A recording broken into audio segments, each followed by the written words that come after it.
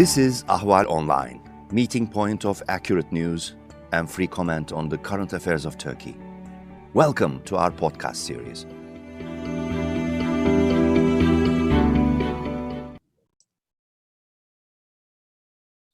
Hello, ladies and gentlemen. This is Ed Stafford with Anatolian Dispatch, one of the Ahval News podcasts. Today we have, again, retired Colonel Rich Outzen, who will be discussing Turkey and Afghanistan. He brings a lot of experience to that.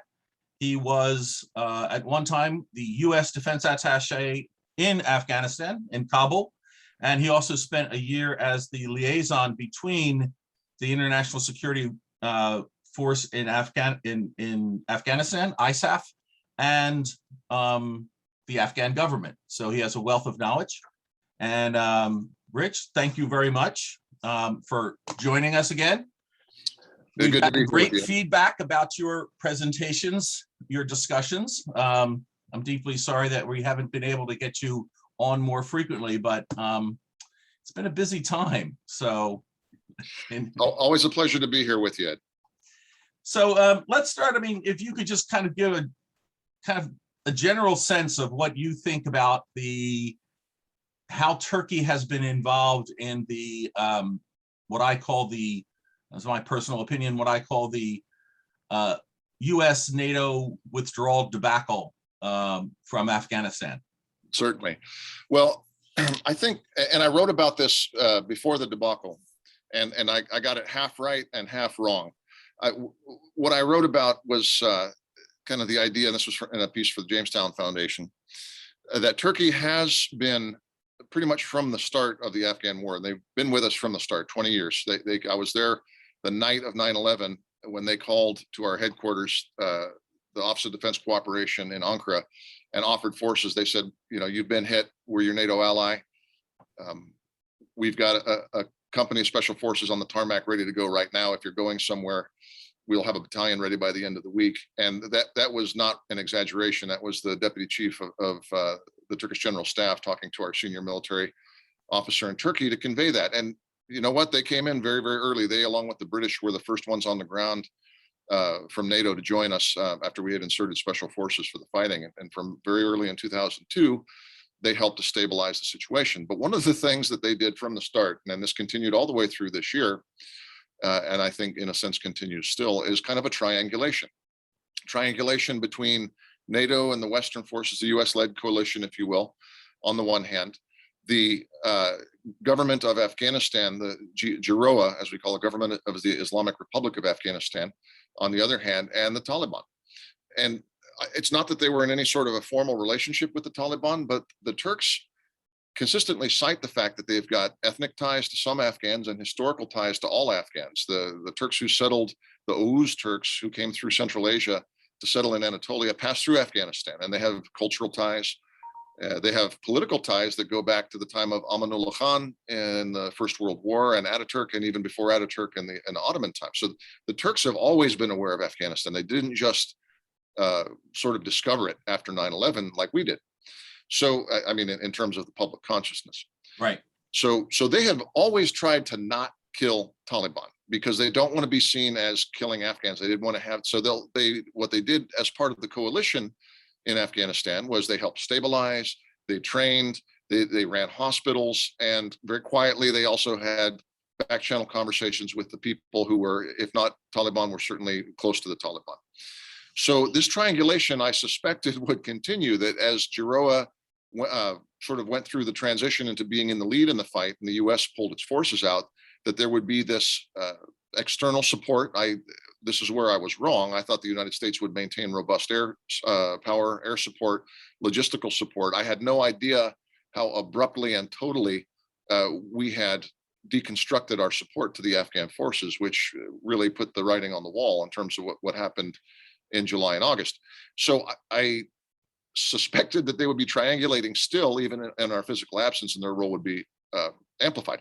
This seemed to be borne out by the negotiations overrunning the Kabul airport, which had gone on for many months, but essentially had Turkey under NATO authority, representing NATO, securing the airport sort of in an assist role to the Afghan government, helping to protect the airport, but really the whole diplomatic enclave in Kabul as well. That all ended when NATO fundamentally pulled out. The NATO mission ended, so there were no more NATO authorities to run the airport, and Giroa collapsed because the Taliban successfully drove them out. And that left Turkey, in a sense, still wanting to do the triangulation, still wanting to balance between the Taliban, with whom they had maintained correct relations, and the external community. So, and I think they're still trying to figure out whether it's possible to do that, and looking at the development of things in Kabul. Yeah, I think, you know, what's very important, particularly for audiences who, you know, as the whole issue of Afghanistan faded, particularly among Americans, faded in the public consciousness. You know, for our purposes, when talking about Turkey, I think it's very important to mention the historical and cultural connections that have existed for centuries.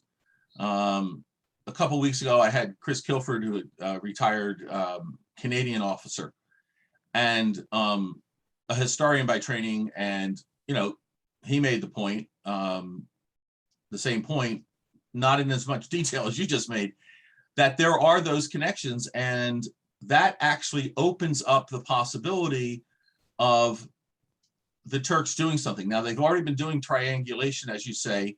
So where's the way forward? I mean, they're doing something at the airport currently, but do you see that there's a possibility that they might be able to have some sort of moderating influence on the Taliban, so that Taliban 2.0 is not this kind of horror story that we had from, what was it, 96 to 2001?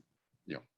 Well, so they've done this sort of thing before, and I think there's a chance they'll be able to do it in Afghanistan as well. Libya is one example. Syria is another example, where they've worked with groups that are sort of jihadi or borderline jihadi, and sort of like, you know, the Syrian National Army is an example. That was a ragtag bunch, and you know, it's still not a super sophisticated force, right? But the Turks have required that they have military judges, that they have military police. They've tried to give some structure and some formality to it, with mixed results. But this is what the Turks do: they institutionalize. So this is what they were trying to do with Giroa, was to try to help train non-commissioned officers and do that sort of thing with the police as well as with the military. Now, Taliban is not your standard force, so it'll have to be a little different. The Taliban are also prickly nationalists in the Afghan sense, so certainly in the Pashtun sense. So I don't think that they'll want to accept Turks as sort of a mentoring role. But there's clear gaps in Taliban capability and competence that mean they do need the Turks, and they've admitted this. They've admitted that on the matter of maintaining radars and function of the airport. That's one. Other places where the Turks could leverage things that they're good at, that the Afghans, especially the Taliban, need, and sort of conditionalize it in some intelligent ways, are reconstruction writ large. At some point, there will be reconstruction money coming into Afghanistan. There's a lot of damaged infrastructure as a result of the fighting, the war, despite the money that we poured in. And the Turks are very good at construction. And as a matter of fact, some of President Erdogan's key political supporters and allies run large conglomerates that include construction arms. So I think construction is one example where the Turks could make some money, but it would be conditionalized on the Taliban playing nicely and probably bringing in more representative ministers in the ministries that oversee the reconstruction contracts. There's food and food distribution, there's transportation networks. Right. There's a lot of economic sectors where the Turks can parlay their skills, their reach, their talents in a way that profits them, but also encourages good behavior on the part of the Taliban. Yeah, and I think it might be useful for you to, when you talk about a more inclusive government, could you give a little details about that? Because obviously the US Secretary of State has been talking about an incredibly inclusive government he'd like to see in Afghanistan. I don't think you and he are talking about the same thing, unless I'm really confused. No, I think you're right. So I think a demographically and politically inclusive government would do a couple things. First of all, you'd see the different ethnic communities represented. Afghanistan is a country with no majority population. And right. By that, I mean the biggest population, the Pashtuns, it's about 42%. It's a plurality, not a majority. Right. After that, I think about 26, 27%, you've got the Tajiks who are ethnically related both to Persians and to the Tajiks in Tajikistan. You've got about 10% or something like 10% of the Hazaras, who are an ethnically Asiatic people. They are descended from the Mongols of the Golden Horde. At least that's the story that they tell, and it's borne out in the physical appearance of them, who are Shia and therefore seen as sort of apostates or not good Muslims in any case by many of the Taliban. You've got another 10% or so that are Uzbeks, that are Turkic peoples. Some of their national leaders or sub-national leaders in this case are very close to Turkey, like Abdul Rashid Dostum, famous for helping U.S. forces at the beginning of our campaign in 2001, and also famous for some very brutal methods that have been described as war crimes against the Taliban. And then you've got IMAX at about 6%. You've got some Turkmen. There's other groups. None of these are represented in the current government. What you've got is an entirely Pashtun government. There was one deputy to one of the more minor ministries that was an Uzbek, but I think I saw that he resigned the other day. And so there's no ethnic inclusiveness. There's no women, so there's no gender inclusiveness, and there's no political inclusiveness. If for instance, former President Karzai, who stayed in the country, and some of the other former Mujahideen leaders who had worked with and for Giroa, but stayed because they thought that perhaps they would be able to provide a moderating influence over the new Taliban government. If they had been brought into some sort of a composite government that was led by Taliban but included non-Taliban political forces, we could also then speak of an inclusive government. None of this has happened. What we've seen is the sort of hardest of the hard line, including Haqqani members, which is still an FTO, a foreign terrorist organization designated by the U.S. with strong ties to Al-Qaeda. These are the people running the government. So I think that we, as well as the Turks, are a bit taken aback at just how hard line the government has. And, they're saying some right things and nice things. The moderate behavior is something that the Biden administration still maintains apparent hope for. But I guess we'll see. I don't have great hopes that this group has fundamentally changed how it will deal with its own people and with its neighbors, and specifically with radical Islamic terrorists that are in their country. Yeah. Even though cosmetically they're trying to give a nicer face at this time. Yeah, and I think your point is well taken about this. This really presents a problem for Turkey. I can't see any way that the Turkish government would want to become working hand in glove with an organization that is, in bed with foreign terrorist organizations. That essentially is, if not working closely with Al-Qaeda, which we can argue about that, but certainly with Haqqani network. And the Haqqani network is a pretty brutal, let's be honest, it's a very brutal terrorist organization. I can't imagine a lot of American blood on their hands. A lot, yeah. And I can't imagine the Turkish government wants to be affiliated with those. At the same time, they do have a track record of trying to moderate some pretty unsavory groups. And you could see that for one, ethnic reasons with the Uzbeks in particular, but also the cultural and the historical connections, that they want to do something which would be profitable for them and their companies, but also would help the Afghan people. I mean,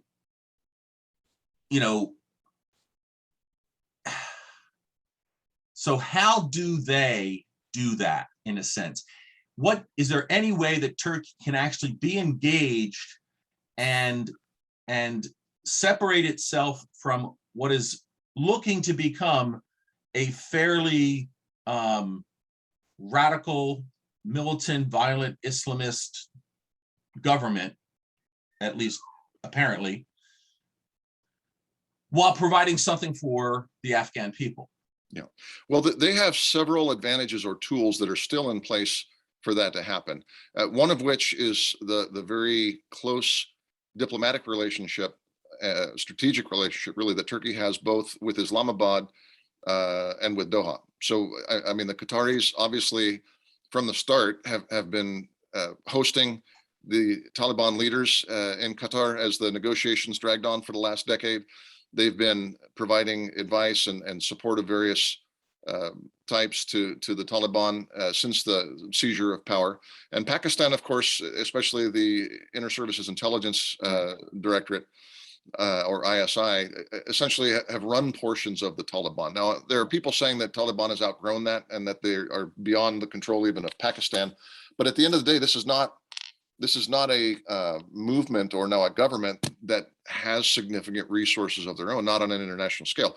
70,000 fighters, okay, and they got some 10 or $20 billion of U.S. equipment, depending on whose numbers you read. But they lack expertise in a lot of areas. I mean, they were able to use some technology. I read today they had an effective drone program. There are areas where the Taliban are not exactly cave dwellers, despite their reputation, but they don't have broad competence to run a modern economy, modern society. And most of the people who did have that experience are fleeing the country. So they're going to be dependent. And so it's up to Turkey, Qatar, and Pakistan, who have exceptional inside leverage over this movement, to both provide them wise counsel about their own weaknesses and how to ameliorate those, but also to use that leverage to gain some real moderation out of them. Right now, it appears that the Taliban want to use the advantages provided by their friends, especially Qatar and Pakistan, but also international funding and financing, which they're trying to get by simply putting on a nice face, but not changing in their fundamentals.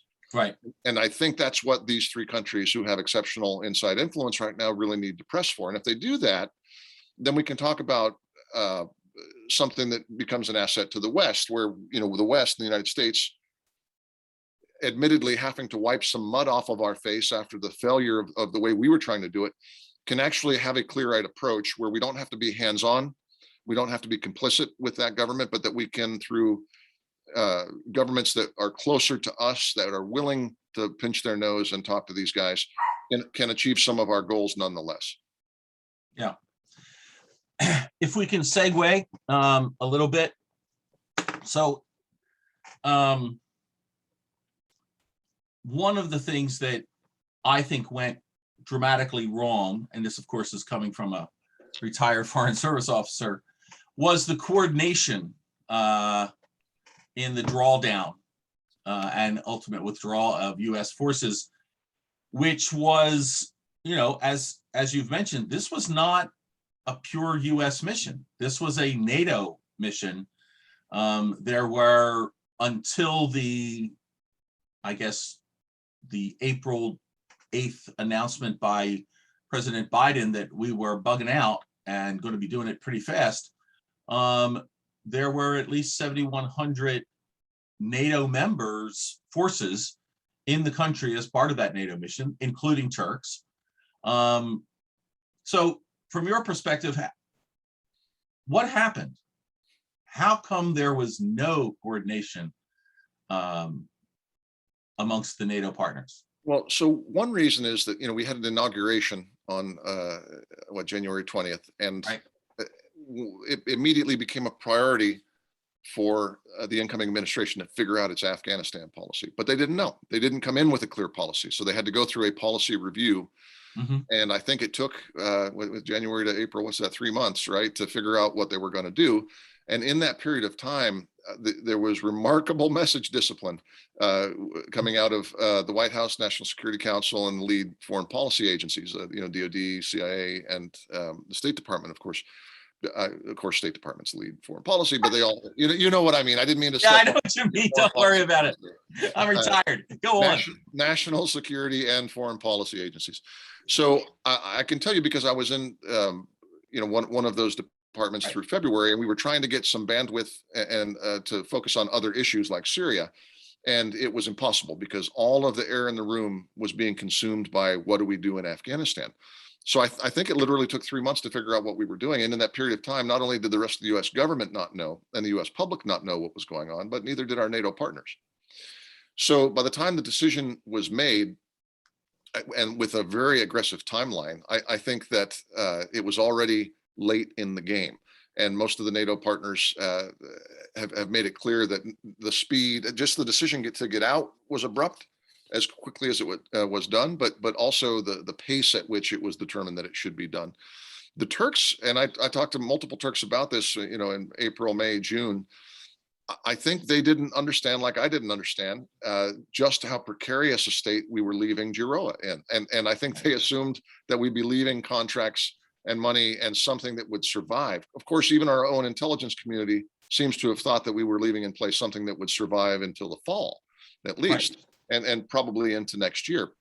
So a part of this is that, we reserved the decision time to ourselves. We did not really consult with allies. When we did, and the allies told us, don't do this, at least not at this pace, we ignored them. And then all of our assumptions upon which the plan of action was based collapsed.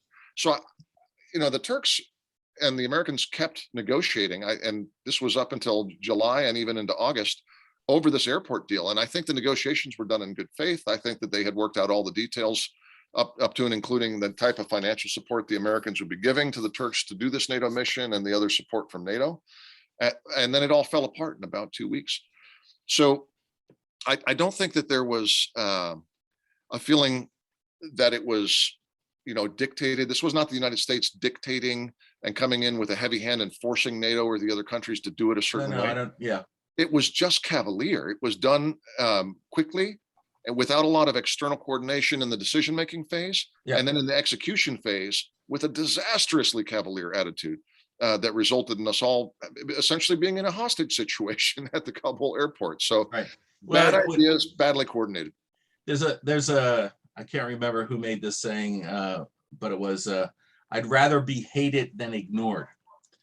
And I don't believe that the NATO partners were, pushed into something, but they were ignored. And then, as you noted in your Jamestown piece, the assumption you and many others had was that the U.S. would continue a robust ISR and kind of helicopter combat support to air support to the Afghan National Army.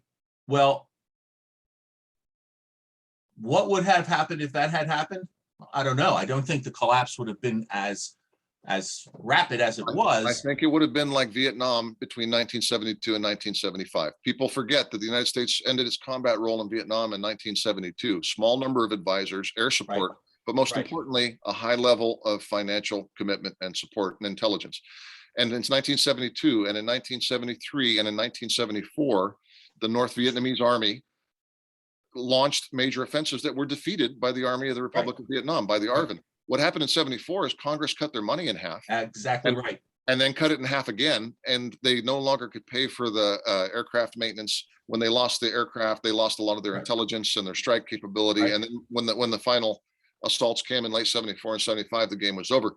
I assumed it would be like that, at least, that we would maintain the financial support, effective intelligence, and air support. But this administration could not competently do what the Nixon administration did in between 72 and 75. Yeah, and we all remember, those of us who were alive at the time, the Nixon administration was facing all sorts of controversy about the way it had gotten itself reelected in 72. So that they could pull off, a basically slowing down the ultimate collapse for at least 2.5 years is pretty impressive, given everything else that was going on domestically. And I think that's part of my issue about competence, but I don't want to go off into the Biden administration's incompetence with the withdrawal. Let's stick with this issue. I mean, you and I have talked before about there are occasional voices inside the Washington Beltway foreign policy community, we'll call it. Fortunately, they're only occasional, and it's really just a few voices, and you and I know who they are, but I won't mention names, that, are talking about, is Turkey a reliable member of NATO anymore? What's it? Well, wait a second. Wait a second. They were there from the beginning to the end of the US/NATO operation in Afghanistan. And I think anyone who would disagree with the notion that the withdrawal of the ISR and air support from the US in such an abrupt manner is really what forced the Afghan National Army to collapse. I mean, the morale went to zero. because they're suddenly like, we're abandoned. And they're not getting their equipment repaired. I mean, we've seen the stories about, Zoom calls with contractors who weren't supposed to be doing that, but they were desperate to help doing maintenance on helicopters. And helicopters take a lot of maintenance. These are not, so for my part, if from a Turkish perspective, my question is, what's all this talk about us undermining NATO solidarity? What about the US undermining NATO solidarity? And so comment on that, but also then specifically, I wonder how that conversation between Blinken and Çavuşoğlu went.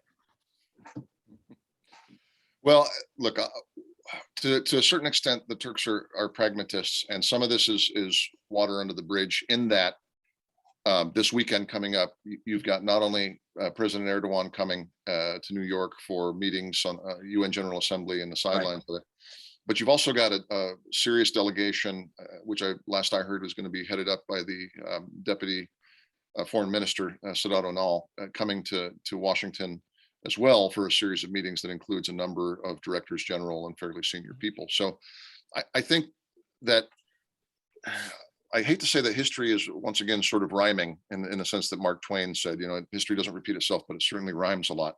In that we went through 74, 75, 76 very bad times in the bilateral relationship, and then things started falling apart.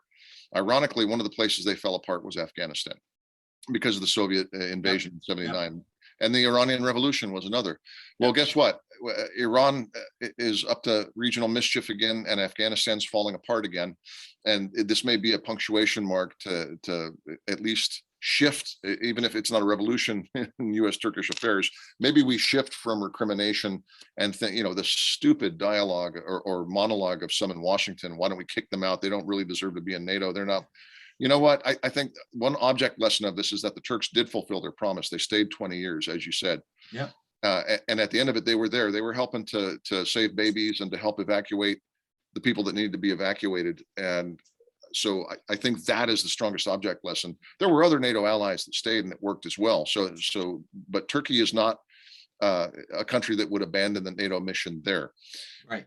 And I think, talking to Turks and engaging with them on social media, there's a real frustration, a frustration with the perceived incompetence here. They just can't believe that we did this that badly.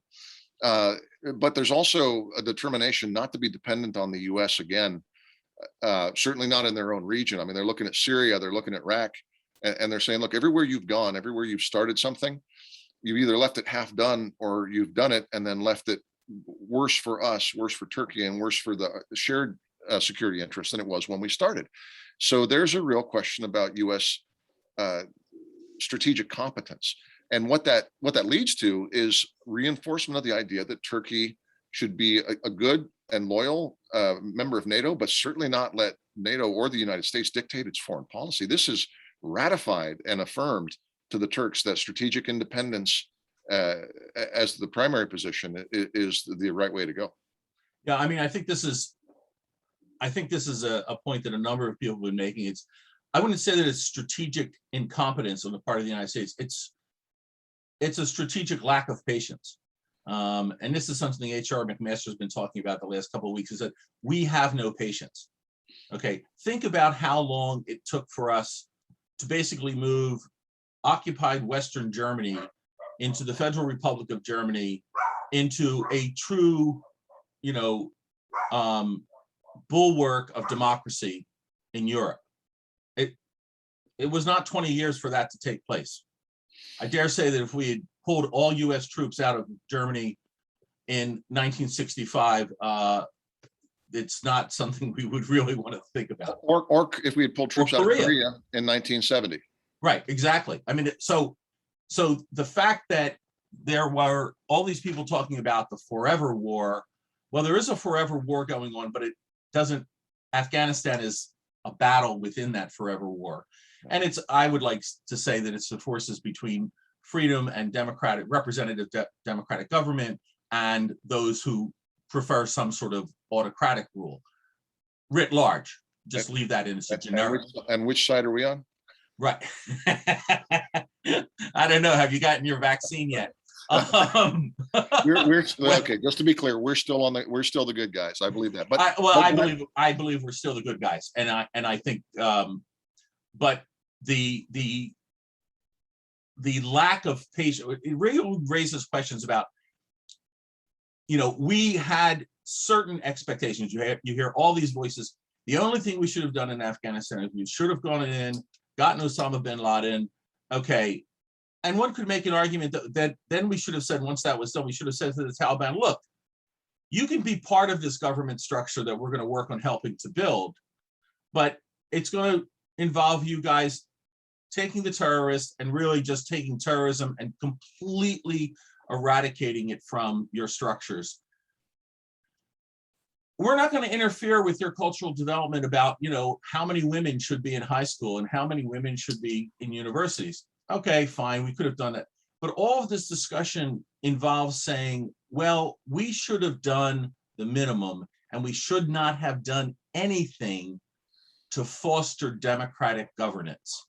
Yeah. And I'm sorry, I don't want to become this, I don't see the United States as some crusader state, to borrow McDougall's term.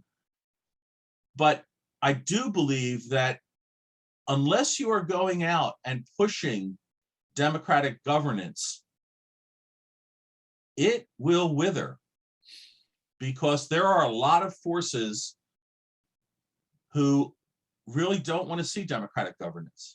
Well, look, Ed, I think the reason I call it strategic incompetence is because, as Sun Tzu famously noted, you have to know yourself and know the enemy before the battle can be won. And we didn't know ourselves. I'll get to the issue of democratization in a moment, but I'll just point out that we had a choice in 2001, 2002 of fighting one war right or fighting two wars badly. And we did the latter, because even with the amazing wellspring of support that we saw after 9/11, and we've just passed the 20th anniversary of it, a sort of unifying moment, bipartisan support to go after Al-Qaeda and to do what needed to be done and to root out terrorism. It was a strategic mistake of the first order to start the Iraq war before we had finished the Afghanistan war. Yes. And so we should have known the limitations of our own people. We should have known the limitations of our forces and the type of war that they were embarked upon, because we didn't have the right types of forces to win that kind of war. And maybe you could argue, once we had provincial reconstruction teams and security force assistance brigades 10 years later, maybe then we did, but we were not prepared for that sort of war in one place, let alone in two places. Yeah. And the ease with which we drove the Taliban from Kabul in 2001 and the relative ease with which we collapsed Saddam's regime were both replaced by wars in which we were befuddled and unable to suppress. And frankly, Afghanistan was given short shrift. It was something we just didn't pay that much attention to in 2003, 4, 5, 6, 7, because we were on the verge of losing against the insurgency in Iraq. Now, in Iraq, it turned out somewhat better than in Afghanistan in the end, or at least it has to date. But I think that the fundamental error of not knowing our own people's patience and tolerance for this, for not knowing our capabilities for one, let alone two, of this type of conflict, and three, not ever achieving, and this comes to the democratization point, a sustainable political end states, or let alone attaining them, identifying them. Because I'll tell you, we didn't know what we wanted in place in either country. We're like, hey, we want elections, and then the people will figure it out. Well, pardon my language, but that's bullcrap. The people, if you're going to go to war and destroy an existing government, you have to understand what the market will bear in terms of a slightly better government and what elements there you have to help cobble that together. And be a sense of delimitation. When does this end? What's your goal? What's your target? In Germany, we stayed with, 500,000 troops for how long? We put a lot of resources into that. And we did build something very democratic from a parliamentary democratic base that had been usurped by the Nazis, but there was still a tradition, at least, of parliamentary democracy there. There was a history there that there was a history there that in a sense had to be dug up and revivified, but it wasn't that you were starting from barren soil.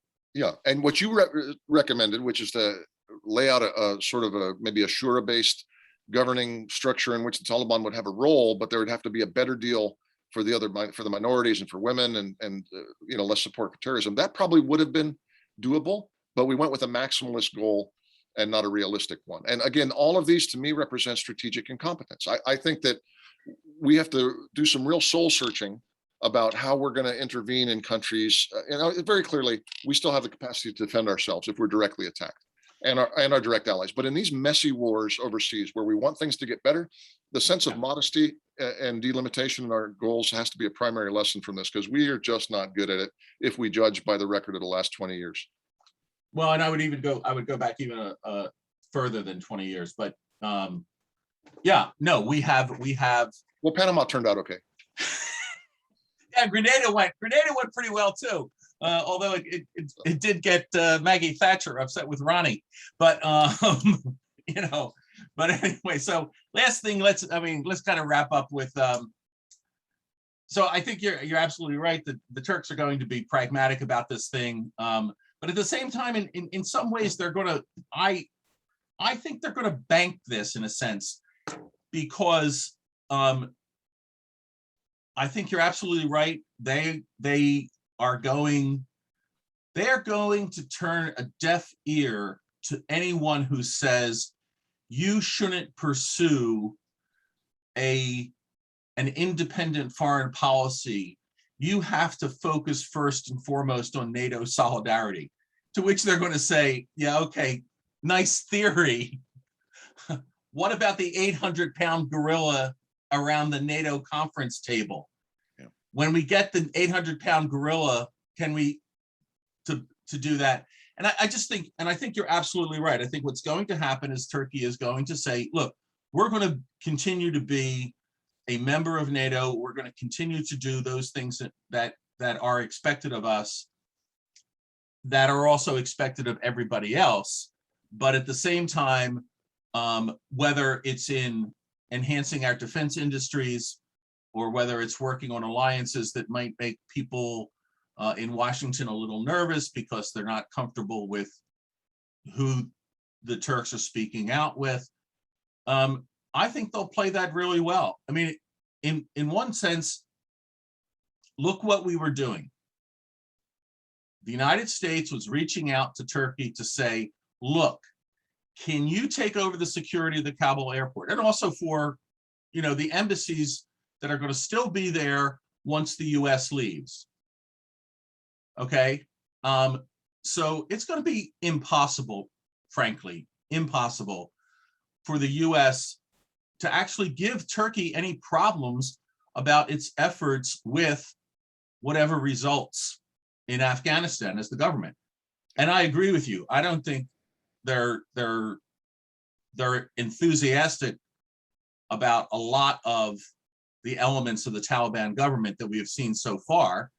And I'm sure Turkey would love to see a more diverse ethnic and political structure. We'll see if that happens. Quite frankly, for Afghanistan, they have got to get the ethnic and political diversity right, or the Taliban are going to suffer the same fate they did back in 1999, 2001, in that period, when it all started falling apart. But yeah, I agree with you, Ed, and I think that the term banking, this is going to be the premise from which they conduct further foreign policy, and the greatest proof of that is that the Europeans are mimicking them. Yes. Because there you go. Even the Europeans now have come to the conclusion that they need to develop and maintain independent operational capabilities, because when the United States cannot or will not act, at least not act coherently, they recognize that they still have vital collective interests. Now, I don't think the Europeans will be able to pull it off, because there's too many countries with too many political differences among them to have really a common, this chimera of a common defense and security policy. But they'll try, because they've noticed the same thing that the Turks have, which is that the United States runs hot and cold on these things. Yeah, I mean, no, I think they actually, the problem is that you have too much diversity. There's also just a plain operational, reality. Yeah. If you're talking about doing something in the Mediterranean, they've got all the resources they need. Okay. If you're talking about doing anything in the Eastern Levant, yes. Okay, the Eastern Med, the Levant, I think they're fine. You start unless it's against Turkey. Well, yeah, but that's not going to happen. They don't have enough for that. But you start talking about projecting, forces around the world. I mean, like, one of the things that came up, the UK, they were asking, why can't we use our own aircraft to go in and get people? And they did. They used some, and they sent in 600 soldiers and all that. But it's not just, I mean, people have this notion of, 600 troops can do X because 3,000 troops can do that. No, it doesn't work that way, boys and girls, which you would know much better than I. So, yeah, I mean, it'll be interesting to see, but I that is a really good point and it was in the back of my mind. So I'm really glad you brought it up. The Europeans are now finding themselves in the position of saying, well, the Turks were kind of right about that individual capacity to engage in activities. Yeah, because and it's fine. It's an inescapable aspect of multipolarity. The truth is, we had about a decade of unipolarity, where everybody sort of acknowledged the U.S. had overwhelming advantages of economy and military strength and political will to act.